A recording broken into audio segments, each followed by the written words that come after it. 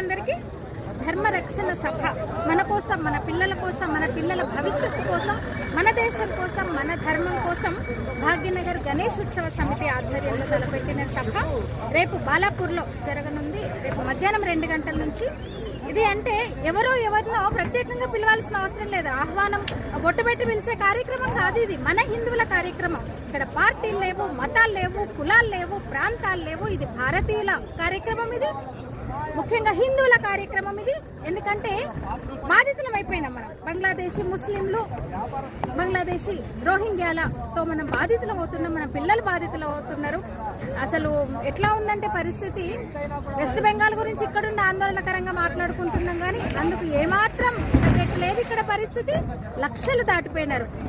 భాగ్యనగరంలోనే, జంట నగరాల్లోనే రోహింగ్యాల సంఖ్య లక్షలు దాటిపోయింది. మన ఉపాధులను కొల్లగొడుతున్నారు.